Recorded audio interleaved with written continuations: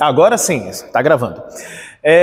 Gente, nós vamos fazer um estudo bíblico hoje, né? Mês de setembro. A gente fala bastante sobre saúde mental e tem alguma coisa na Bíblia para a gente comentar sobre isso. Então era sobre esse tema que eu queria refletir um pouquinho com vocês. Tem a ver com uma coisa muito importante do fato da gente ser igreja. E aí eu quero convidar alguém que abra a Bíblia para ler o versículo que está em Romanos capítulo 12, o verso 15. Romanos 12, 15.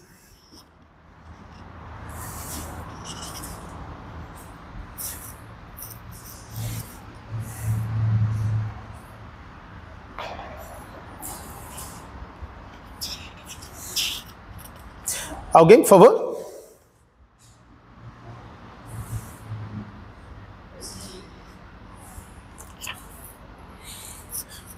Romanos 12, 15. Quem achou, por favor, lê pra gente. Alegrem-se os que se alegram, chorem com os que choram. Alegrem-se com os que se alegram, chorem com os que chorem.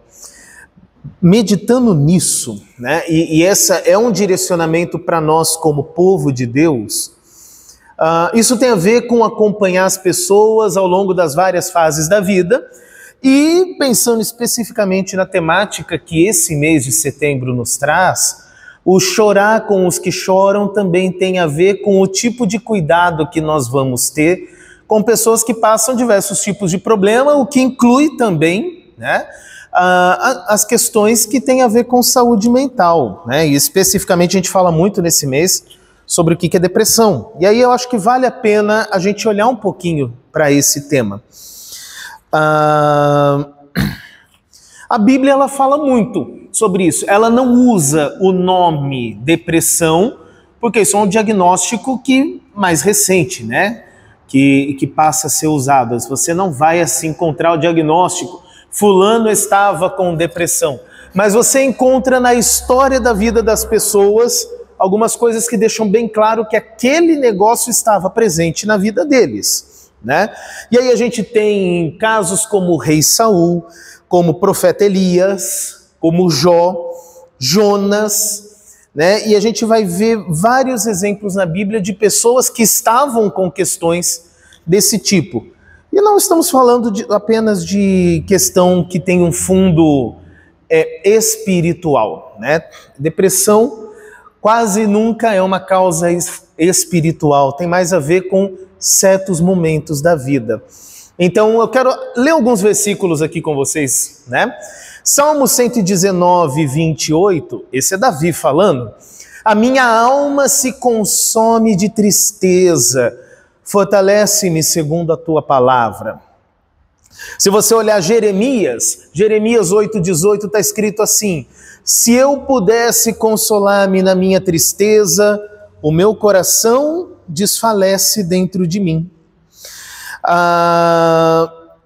Salomão também fala, Provérbios 17, 22. O meu coração alegre é bom remédio, mas o espírito abatido faz secar os ossos. Deixa eu pegar outra referência. Elias, em 1 Reis, capítulo 19, nós temos essa narrativa assim. Elias foi para o deserto caminhando um dia inteiro. Por fim, sentou-se debaixo de um zimbro, sentiu vontade de morrer e orou: basta, Senhor, tira minha vida, porque eu não sou melhor do que os meus pais. Deitou-se e dormiu debaixo de um zimbro. E eis que o anjo tocou-lhe e disse: levanta-te, coma. Elias olhou e viu perto da sua cabeça um pão assado sobre pedras em brasa e um jarro de água. Comeu, bebeu e tornou a dormir, né? E assim a gente começa a ver vários exemplos de pessoas ao longo da Bíblia que também passaram por momentos muito baixos na vida, momentos de abatimento muito sério na vida. Isso só não tinha o nome que a gente dá hoje, né, que fala depressão, como um diagnóstico clínico. Isso é uma coisa mais recente. Mas o problema em si, esse sofrimento, ele sempre existiu. A gente só não tinha o nome certo Por isso ele era chamado de uma tristeza ou de um abatimento, né? Ele recebia outros nomes, mas sempre existiu. Esse olhar mais clínico, né, é uma coisa de mais de em torno de 100 anos para cá. Mas a gente vê vários relatos, né, sobre essa questão que é uma depressão. Segundo dados da OMS, a Organização Mundial da Saúde, no Brasil, cerca de 11 milhões e meio de pessoas têm esse diagnóstico e lidam com isso.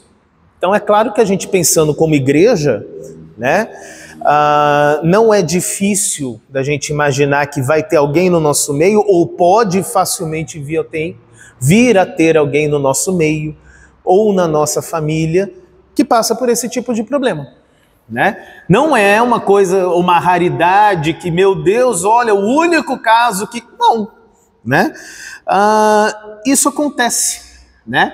Acontece, sempre aconteceu. Hoje em dia a gente tem isso mais como um diagnóstico, mas sempre teve. E isso faz parte do nosso convívio com as pessoas.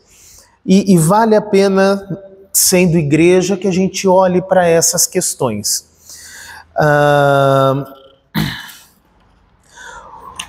Um dado interessante que a gente tem que depressão ela não é simplesmente um estado de tristeza, né? Tristeza é uma coisa que a gente sabe o motivo, sabe por que está passando. Está triste por quê? Estou triste porque tirei uma nota ruim na prova, né? Eu sei o motivo da minha tristeza. A depressão ela é um quadro de saúde, é um pouco diferente. Então, existe a tristeza, existe o abatimento, mas normalmente a pessoa nem vai saber identificar qual é a causa que está deixando ela naquele estado. Ela está constantemente naquele estado e ela não vai saber te dizer exatamente assim, é por causa desse motivo, assim, assim, assim. Não tem, né? É uma questão de saúde, então não é ligado só necessariamente a uma causa. Mas geralmente uma causa dá partida nisso, né? Um luto pode ser uma coisa que dá uma ignição nessa depressão na pessoa. A perda de um emprego pode ser isso. Alguma coisa dá uma partida. Mas a pessoa fica naquele estado e ela está sempre e constantemente, ou ela entra e sai nesses estados de abatimento constante. E isso...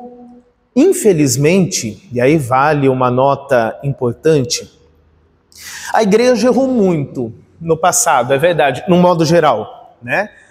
Por acreditar que tudo isso é só uma questão espiritual.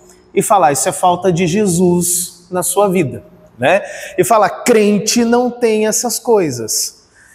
E por isso que eu quis trazer esses exemplos bíblicos, né? São todas pessoas que a gente reconhece pela fé, né? Davi, uma pessoa que anda, né, que é chamado de amigo de Deus, enfrenta depressão. Elias, um profeta, está sempre ali no trabalho de Deus e enfrenta depressão.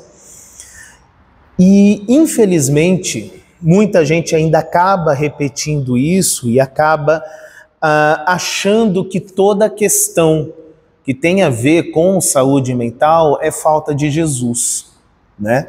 Esse é um ponto que a gente como igreja precisa refletir. Esse chorar com os que choram, né, que é a orientação de Romanos, ele também nos direciona a cuidar das pessoas do jeito mais adequado que for, né? Aconselhar as pessoas do jeito mais adequado. E às vezes a gente pode perceber que tem alguém no meio do nosso convívio que vive um estado que é de abatimento, um estado que não é uma tristeza ligada a um fato ali específico e depois passa, mas a pessoa entra naquele estado que é mais baixo e faz parte do nosso cuidado uns com os outros, do amor ao próximo, olhar para aquilo com um olho um pouco mais no sentido de o que eu posso fazer para bem ajudar aquela pessoa, dentro do amor ao próximo, o que pode ser feito? E às vezes o que aquela pessoa tem não é só tristeza. Isso também pode ser um quadro de depressão, né? E infelizmente, porque isso durante muito tempo foi falado dentro das igrejas de um jeito bem geral, assim, que isso é falta de Jesus, né? O pessoal ligado à igreja geralmente tem uma resistência muito grande a indicar, né, que essa pessoa procure um especialista que seja da área, ou tem uma dificuldade muito grande em reconhecer que pode estar passando por isso. Não, depressão não, como assim? Não, eu sou de Jesus, eu estou na igreja, eu vou no culto, eu não tenho essas coisas, né? Já dou a palavra, deixa eu só encerrar assim. E é por isso que eu acho que é muito interessante a gente olhar para esses casos que são pessoas que a gente reconhece que tiveram uma caminhada próxima com Deus. E ainda assim, tiveram estágios na vida deles, né, em que essas emoções ficavam afetadas, ficavam para baixo. E isso não é algo que a gente fala assim, só porque você está com Deus, você está imune a isso, né? Nós somos seres humanos. E assim como nós precisamos de médicos que cuidam do corpo, né? E quando alguém está doente, a gente fala, vai no médico, né? Olha essa situação aí. A nossa mente também pode sofrer de várias coisas. Eu estou usando a depressão como um exemplo, né? E aí também vale esse cuidado de olhar para a saúde mental. O irmão tinha levantado a mão, agora eu consegui fechar. Vai lá. Vamos lá. No YouTube tem uma psicanalista e eu não sabia nem que era evangélica. Segundo ela, essas clínicas que tem mais tratamento emocional, 60% dos pacientes da clínica são evangélicos. Aí eu achei tão absurdo. Aí no TikTok eu vi, não sei se você conhece o Reverendo Caio Fábio. Sim. Eu não sabia nem que ele era psicanalista. Ele concordou com essa pessoa, senhora psicanalista, e tudo que ela falou ali, menos desse número que ela errou. Mais de 70% de evangélicos que estão nos internados fazendo tratamento de problemas emocionais. Eu fiquei assustado. Mas qual é o problema? Não são assim, que essa psicanalista colocou e o Caio Fábio. A maioria dessas pessoas, quase todas, só vem dessas denominações que, se você não der o dízimo, vai fazer isso, vai acontecer aquilo com você. Você tem que sapatear, senão você está frio. Você tem que tentar, porque senão, entendeu? Você não pode fazer isso porque não te comprar, você não pode fazer aquilo. É aquele ponto que eu acho interessante, né? A depressão enquanto doença, né? Que nós estamos falando de uma doença da mente aqui, ela tem alguma coisa que funciona como gatilho, né? E muitas vezes esse tipo de pressão é o gatilho que falta para a pessoa, né? Se você não fizer isso tudo vai dar errado na sua vida, e aquela ameaça, e Deus não te ama se você não está conseguindo trocar de carro, né? Aí a pessoa não consegue trocar e ela entra em crise, às vezes é o gatilho, né? Também. O que acontece é o seguinte, o senhor está falando aí, eu convivo com isso. Eu vou fazer 66 anos agora. Até os meus 55 anos, eu era um garoto. Eu não sentia nada, só preguiça de vez em quando, porque eu sou ser humano. Ok, né? Mas depois disso, eu comecei a passar muito mal. Eu não sabia o que era. Meu estômago me olhava verdadeiramente. Mas hoje, eu aprendi a conviver com isso. O que acontece? As situações que eu passei, além de ser de família, foi difícil, como está sendo difícil até hoje. Gente, esse troço, eu vou falar uma coisa, isso não é... O que acontece? O pastor está dando um estudo sobre isso, então abre um espaço. Né? Ok. Mas, quando, por exemplo, quando as coisas atacam, é a única coisa que eu não concordo com os profissionais, embora eu não sou nada. Todo psicólogo, todo psiquiatra fala que quando você tem que sair de casa, vai para a rua, mentira. Eu falo que é mentira na cara dele. Porque quando você está atacado, é o momento que você quer ficar recluso, você tem que ficar, porque você não responde pelo seu cérebro, pelas suas reações. Então eu estava sendo pessoa alterada e tudo, e eu não conseguia.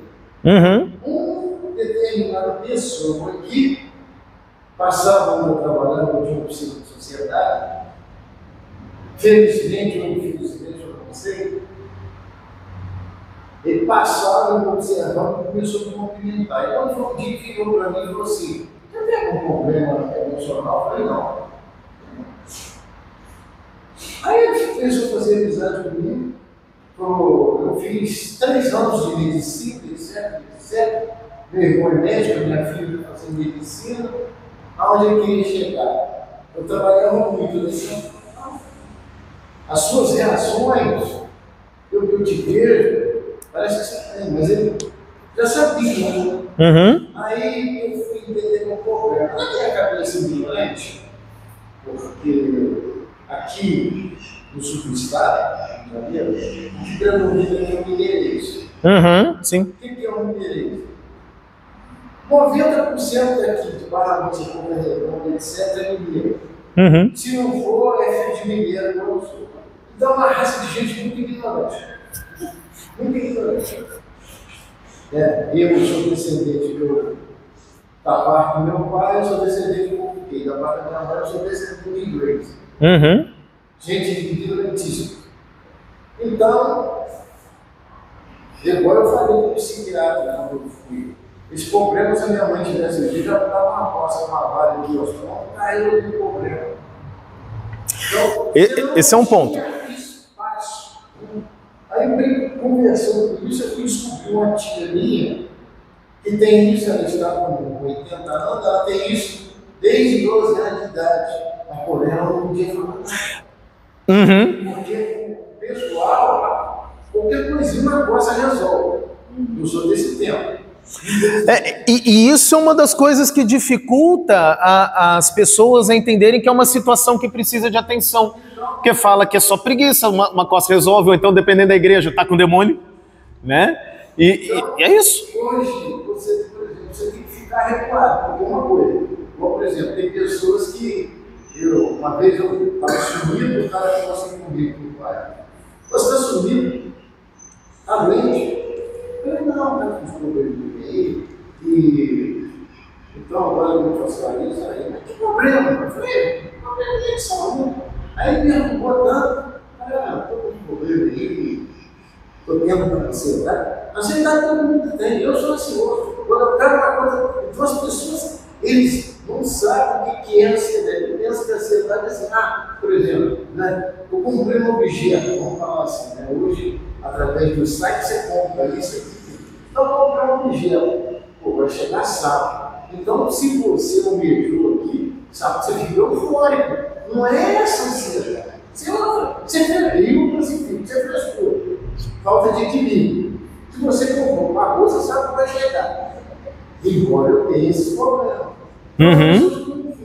Então é melhor você ficar quieto. Mas só que ficar quieto também, a pessoa te perturba e você não tem. Aí é que vem um ponto interessante daquele versículo que a gente leu ali.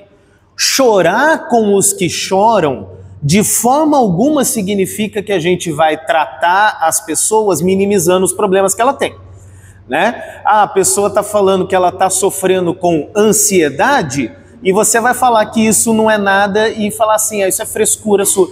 Isso não é chorar com os que choram. O cuidado cristão, né?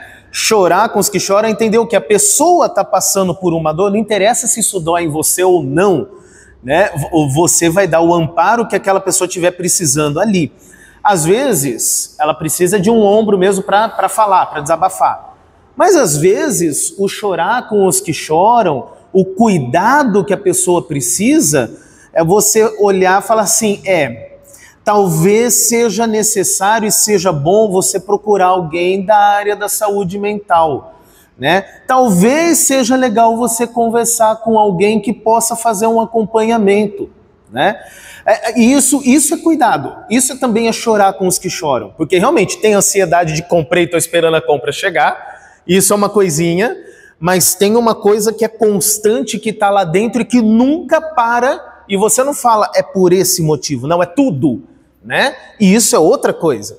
Por isso eu queria falar o seguinte, como que a gente consegue também ajudar para perceber assim, a pessoa está, por exemplo, numa fase de depressão, né? Tem uma lista de sintomas que ajudam.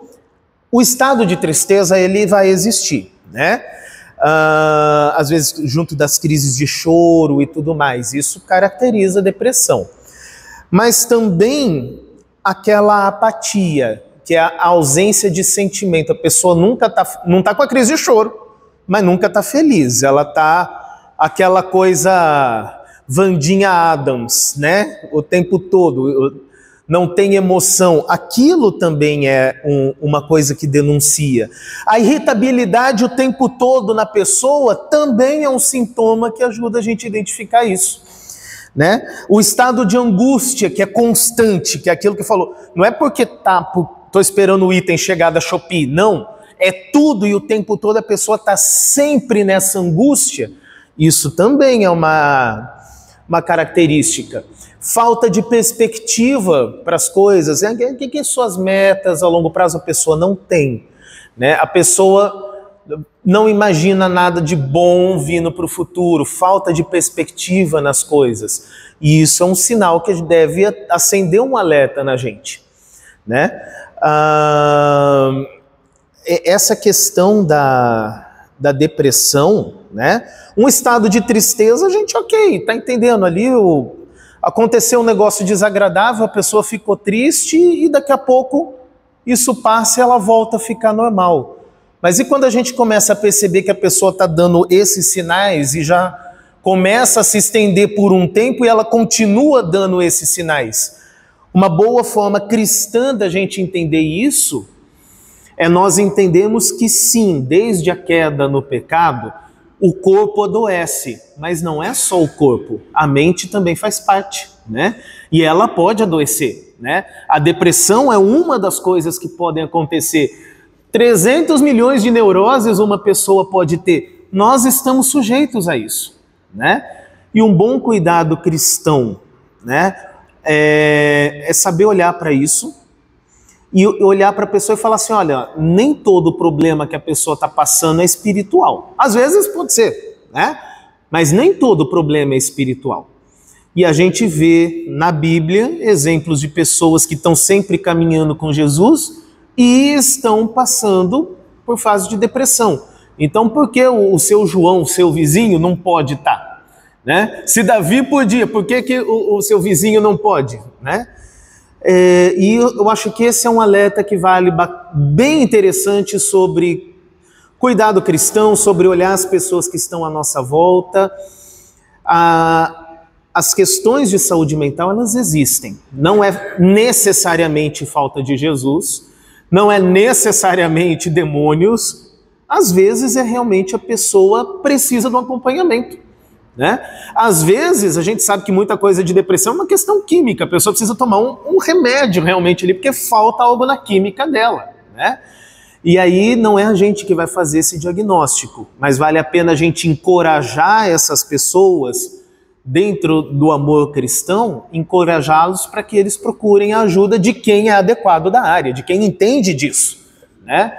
Eu sou pastor, qual que é a minha área? Fazer um aconselhamento pastoral, né? Questões espirituais. Mas às vezes a pessoa vem conversar comigo e eu percebo que ela está, na verdade, num quadro que é depressivo, né? Cabe o aconselhamento pastoral? Cabe, pelas questões de fé. Mas também vale um aconselhamento de falar, olha, talvez eu acho que seria legal você procurar, assim, um aconselhamento. Um psicólogo pode dar bons aconselhamentos, né? E você começar a dar ideia para que a pessoa, né, tenha isso e não, por favor, né, de forma alguma, né, tirar sarro das questões, né, e falar, por exemplo, aquele negócio, a ansiedade todo mundo tem. Esse é o pior dos caminhos, né? Porque aí é falta do cuidado, é falta daquele amor ao próximo, de entender assim, a dor do meu irmão não necessariamente tem que ser a minha, e nem por isso ela é inválida, né? Vamos lá. Além da depressão da ansiedade, é um detalhe. A ansiedade, ela mexe no seu corpo, no seu organismo todinho. Uhum. Você tem dor de cabeça, você tem dor no braço, cada dor que eu vou falar para você. É complicado. Essa semana mesmo eu estava na minha chácara, e agora setembro, eu trabalho no sul do estado, aí a gente plantio. Então eu plantei um pouco de quiabo, e eu não gosto de milho verde, não gosto. Sou criado com mar, mas não gosto. Mas o Pedro, meu filho, minha avó, minha esposa não gosta. Aí eu falei para minha esposa, o espaço para grande, eu vou plantar um pouco de milho para dar um milho verde para vocês. Aí eu fui na água do meu pai, eu comprei 300 gramas só de semente. E comecei na segunda-feira, de tarde. Quando foi na terça, cedo eu acabei. Pô, tudo tranquilo, eu estou eufórico, porque é época de plantio, né? Do nada assim, mas do nada, entendeu? Do nada. Eu acabei de plantar, falei, vou dar uma olhada ali no plantio de quiabo, já estou começando a plantar. E olhei assim, fiz um projeto, falei, vou fazer mais uma plantação de quiabo aqui, eu tenho que descer para outra chácara. Essa é só minha, mas tem, meu pai deixou de herança, que é minha e meus irmãos. Sim. Eu que cuido. Aí falei, vou descer para a chácara de baixo. Eu andar assim, a enxada já começou a ficar pesada e tudo. Eu falei, mas o que está acontecendo? Fadiga é um dos sintomas. A cabeça já deu aquele estado, mas graças a Deus eu tenho raciocínio, eu procuro andar no raciocínio. Eu falei, o que eu vou fazer? Sentei, tomei uma água, tomei outra, olhei a distância que eu tinha que andar, falei, eu vou embora. Pronto. Dali, eu já queria jogar minha caixa no carrego lá, o bolo, eu já queria jogar lá fora, entendeu? A minha enxada, o meu enxador, eu estava trabalhando, eu já queria jogar ele fora. Aí eu vi, não, peraí, eu não posso jogar minha caixa fora, porque não está minha garrafa, tudo que é meu ali, eu preciso ter. A minha enxada eu tenho que esconder ela, porque eu não vou aguentar amarrar na bicicleta para eu descer. E eu já comecei a ficar preocupado, porque eu estou na beira da rodovia, né? Então, agora eu não posso perder a concentração, eu tenho que ir devagarinho até chegar em casa. Então, mas isso é difícil, por quê? As pernas, gente, Deus me perdoe. As pernas começam a doer daqui do calcanhar até na sua escadeira, você desce e fica fraco. E é aquele ponto, a nossa mente não é separada do corpo, né? Afeta tudo, claro. Desde novo, qual é o meu projeto? Eu sempre fui aquele cara preocupado assim. Eu nunca gostei. Primeiro que meu pai, embora não fazia isso, mas não permitia. Eu pensava, eu não vou beber, eu não vou fumar, eu vou variar, porque eu quero ter uma velhice sadia. Amém. Então, Amém. eu pensava assim, dormia cedo, porque a gente que é minerável, se dorme cedo. Então meu pai nunca permitiu ir em festa, como eu não gosto de festa até hoje. Essas coisas. Então, poxa, então todo mundo tem aquele projeto, né? Chega a ser idade. Aí eu fico revoltado, falei, puxa vida, estou trabalhando. Eu já vi uma pesquisa. Criminosos, esses camaradas que cometem crime, eles não têm esses problemas. Cada um com os seus problemas, né, gente? Pera lá. Gente, eu estou aqui na enxada, eu estou suando. Eu odeio ficar parado, eu odeio. Entendeu? Eu fico feliz. Eu Eu só fico triste quando eu vou lavar vasilha, essas coisas. Tá bom. Se ficar o dia inteiro à toa, para mim, eu acho que é uma doença. Então, quer dizer, a minha tristeza não é essa. Uhum. Aí eu vim para casa, aí a minha esposa, o que está acontecendo? Eu falei, não é nada não. Tomei um banho devagarinho, aí já olhei para minhas cadeiras, tem duas cadeiras. Esse pessoal tem esse problema assim. Eu só sento naquelas cadeiras na minha casa. Eu olhei para uma cadeira, sentei, o que foi? Eu falei, não. Você passou mal? Eu falei, não. Eu já não queria conversar, não queria nada. Uhum. Eu queria ficar quieto ali, ó. Nada tá bom para você, nada. Uhum. Mas é nessa hora que o cachorro do vizinho late. É nessa hora que o vizinho cisma que tem que chuvar, levar a parede, tem que quebrar a parede. Você começa a brigar com você, porque agora eu falo com o pessoal. A pessoa que tem esse problema, 75% da mente dele é negativo e 25% positivo. É uma briga. Uhum. E a irritabilidade, que é um dos sintomas, vem disso daí. Só mais um só. Uma vez eu estava no mercado estava cheio. Me deu aquele estalo assim, eu falei, caramba. Eu saí correndo. Eu saí correndo. Eu vi um camarada, uma criança no carrinho, e o camarada pegou o mercadoria no carrinho. A criancinha, a bebezinha, viu, ela também queria pegar a mercadoria, mas aquilo me irritou de uma certa maneira, aquela criança chorando, querendo fazer aquilo. Quando eu vi assim, a minha vontade é de ir lá e pular naquela criança. Quando eu falei, gente, eu não posso fazer isso. Eu falei, o que eu vou fazer? Eu saí do mercado correndo, ficar de baixo. O que foi? Eu falei, não, mas eu tinha que fazer isso. Para não estourar de raiva ali.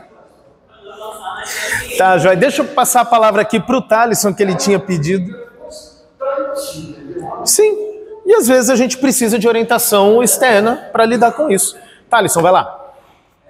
Minha pergunta é sobre a depressão ou outros doenças mentais, estigmas relacionados a ela. Gente, isso é uma coisa muito sistemática, né? Quem mais sofre com esses quadros, até minha escola fala muito sobre isso, há uns 3 anos, virando ou não, a população mais vulnerável, né? Seja porque trabalha numa carga exaustiva de trabalho, a situação monetária também, e a crise de investimento é do capital, e aí acaba adoecendo isso. Ah, sim. Então, acho que o papel da gente como irmãos de uma igreja, né, uma comunidade cristã, é justamente se apoiar nessas áreas, né? Seja a qualificação, né, seja se apoiando mesmo, como o senhor falou, trabalhando. O jeito mais direto é esse contato, né, próximo e ajudar a observar quando alguém está precisando. E quando é possível, claro, a gente conseguir tirar a pessoa da situação que adoece ela, né? Às vezes, uma igreja pequena que é mais difícil a gente ter essa estrutura. Quem sabe um dia a gente cresce e vamos ter essa estrutura. E é fundamental fazer com que os irmãos problematizem a atual sociedade, né? Sim. De uma maneira não negativa, mas para buscar melhoria. Buscar melhorar, tá certo. Porque uma sociedade que vem no caminho, uma sociedade que morre. Sim, exato. Bom, o que eu queria trazer, né, de conteúdo do nosso estudo é esse. Eu gravei ali, então ele vai ficar disponível, né, no YouTube lá depois dos estudos bíblicos, para quem quiser. Eu acho que é um tema interessante, né? De vez em quando a gente... Tá, eu vou pausando a gravação aqui. Pode ser? Pode. Tá. Se eu quiser gravar sobre depressão,